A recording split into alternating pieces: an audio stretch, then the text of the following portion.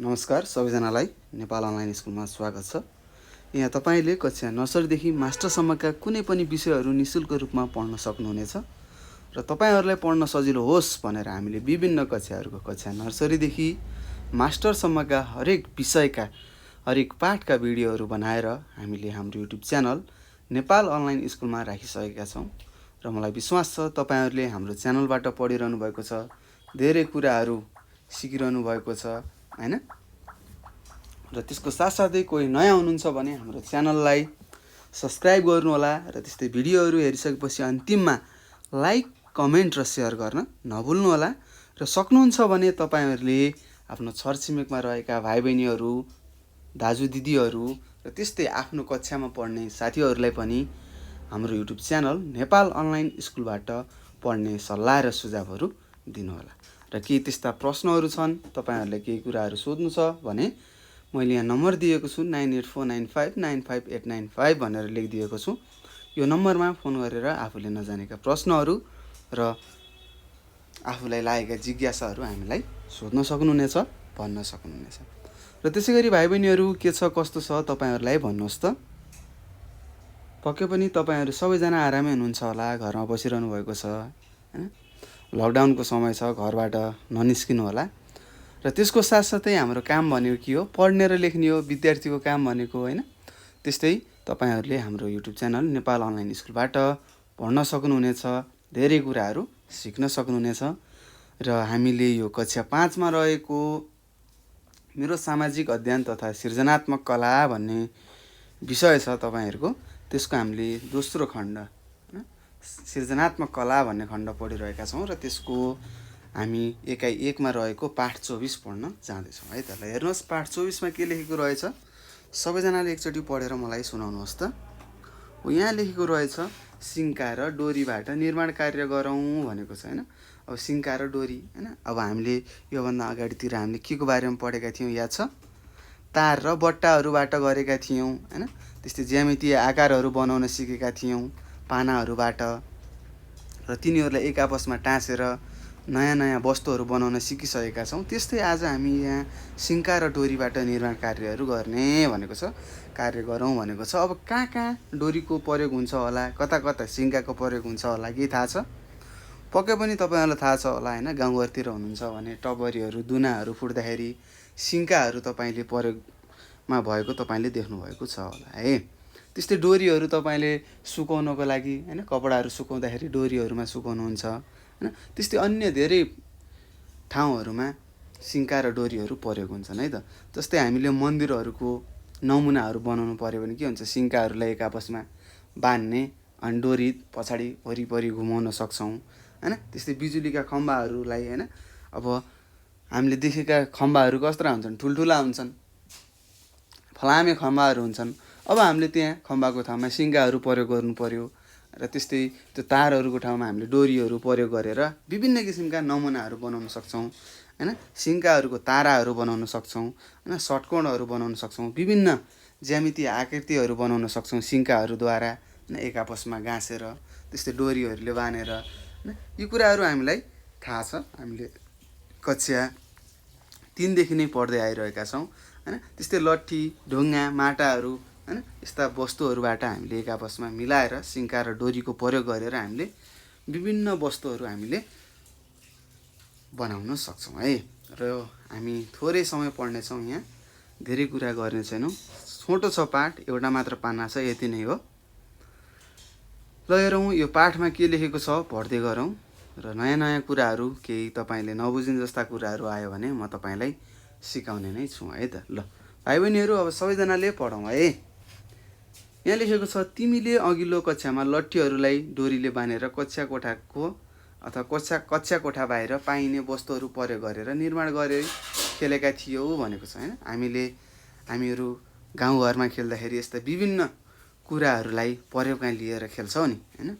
त्यस्तै हामीले योभन्दा अगाडिको कक्षा 4 मा 3 मा हामीले के गरेका थियौं त, लट्ठीहरू र डोरीहरूले एक आपसमा बानेर हैन विभिन्न वस्तुहरूको निर्माण गरेका थियौं, तपाईहरुलाई याद छ होला। त्यस्तै कक्षा 5 मा पनि लट्ठी, सिङ्का, ढुङ्गा, माटा जस्ता कक्षा कोठा बाहिर पाइने वस्तुहरूबाट निर्माण गरेर खेल भनेको छ है।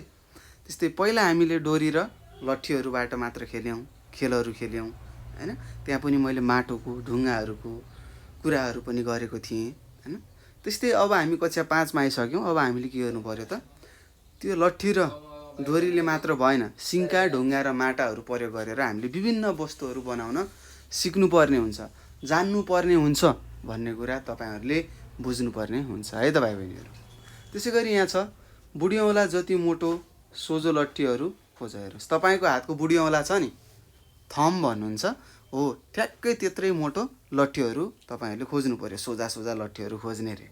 त्यस्तै भुइँमा पाल पारेर गाड्ने, भुइँमा गाड्ने भनेको है त, अब भुइँमा त्यसै त गाड्दैन, केही खनेर सानो पाल पार्नु पर्यो त्यसलाई छिराउनको लागि हो। त्यसलाई के गर्नु पर्यो, त्यस्ता बुढी औँला जति मोटो सोझो लट्ठीहरूलाई हामीले भुइँमा पाल पारेर गाड्ने।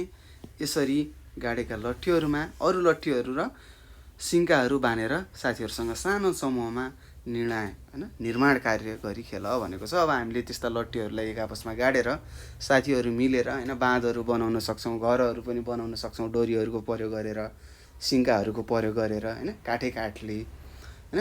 त्यस्तै बिजुलीका खम्बाहरू बनाउन सक्छौँ, मन्दिरहरू भए हैन, त्यस्तै बल गुडाउने ठाउँहरू बनाउन सक्छौँ, भलिबलको नेटहरू बनाउन सक्छौँ।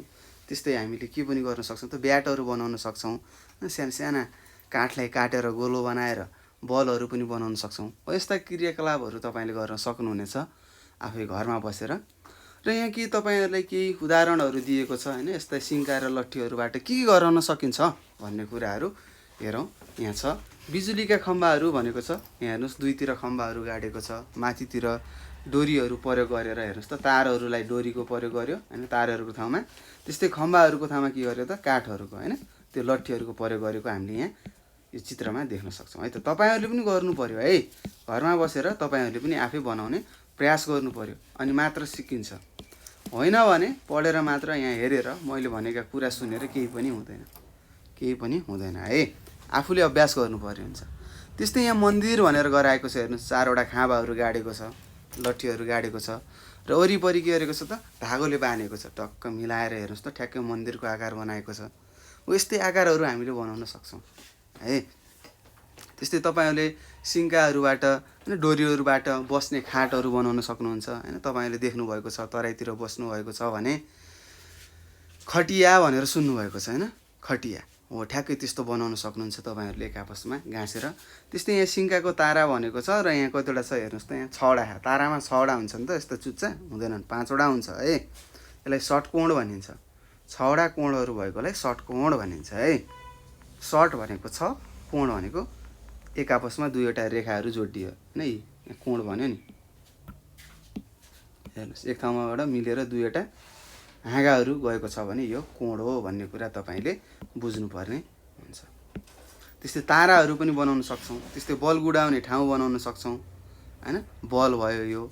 त्यस्तै भलिबलको नेटहरू बनाउन सक्छौँ हैन। त्यस्तै अन्य धेरै कुराहरू, धेरै सामग्रीहरू पनि हामीले बनाउन सक्छौँ। र यसरी हामीले यो पाठ तपाईँको थियो पाठ 8मा, पाठ 24मा सिङ्का र डोरीबाट निर्माण कार्य गरौँ भनेको थियो, हामीले बनाइसकेका छौँ र धेरै कुराहरू सिकिसकेका छौँ भाइ बहिनीहरू। र यहाँ तपाईँलाई एउटा अभ्यास दिएको रहेछ, यो अभ्यासमा के भनेको छ यसो हेरौँ है त। यहाँ भनेको रहेछ माथिका उदाहरणहरू हेर हैन, माथि दिएका उदाहरणहरू हेर्नुहोस् भनेको छ, तपाईँहरूले हेरिसक्नुभयो हैन। बिजुलीका खम्बाहरू, मन्दिर, बल गुडाउने ठाउँ, षट्कोण, सिङ्का भयो, त्यस्तै विभिन्न ज्यामितीय आकारहरू भयो, भलिबल नेटहरू बनाएको छ हैन। 4-4 जनाको समूह बनाउने रे, तपाईँहरू जस्तै मिल्ने साथीहरू 4 जनाको समूहहरू बनाउने। त्यस्तै कक्षा कोठा बाहिर जाने लट्ठी, सिङ्का हैन, ढोड आदि वस्तुहरू सङ्कलन गरी धागो, बोक्रा, डोरी, सुतरी आदि जस्ता सामग्रीहरूले बाँधेर निर्माण कार्य गरी चौरमा खेल भनेको छ। माथिको उदाहरणहरूलाई तपाईँले उतार्नु पर्यो र त्यसको साथसाथै तपाईँहरूले के पनि गर्न सक्नुहुन्छ त भाइ बहिनीहरू, भन्नुहोस् के गर्न सक्नुहुन्छ, विभिन्न ज्यामितीय आकारहरू पनि तपाईँले बनाउन सक्नुहुन्छ है। त्यस्तै तपाईँहरूले के गर्न सक्नुहुन्छ, घर पनि बनाउन सक्नुहुन्छ, घर पनि बनाउने प्रयास गर्नु होला है त। र यसरी हामीले यो पाठ 24मा रहेको सिङ्का र के को भनेको थियो भन्नुहोस् त, डोरीको प्रयोगबाट अथवा निर्माण कार्य गरौँ भनेको थियो, यो हामीले पढिसकेका छौँ। तपाईँहरूले आफै पनि घरमा बसेर गर्नुपर्ने हुन्छ र अभ्यास गर्दै गर्नु होला र केही त्यस्ता प्रश्नहरू छन् अगाडिका पाठहरूमा हैन केही कुराहरू तपाईले बुझ्नु भएको छैन जान्नु भएको छैन भने तपाईले हामीलाई प्रश्नहरू सोध्न सक्नुहुन्छ हैन नजानेका कुराहरूलाई सोध्नु पर्ने हुन्छ है र त्यो सोध्नको लागि तपाईहरु सबैजनाले एउटा नम्बर टिप्नुहोस् र नम्बर छ 9849595895 भनेर यहाँ मैले लेखेको छु हो यो नम्बरमा तपाईले के गर्नु पर्यो फोन गर्नु पर्यो है कति 9849595895 भनेर दिएको छु र त्यसैगरी यो नम्बरमा फोन गरेर अथवा यही नम्बरको WhatsAppमा त्यसैगरी भाइबरमा र त्यसैगरी टेलिग्राममा मेसेज गरेर पनि तपाईले के गर्न सक्नुहुन्छ आफूले नजानेका प्रश्नहरू हामीलाई सोध्न सक्नुहुनेछ भन्दै म तपाईहरु सामबाट बिदा हुन चाहन्छु हस्त नमस्कार तपाईको दिन शुभ रहोस्।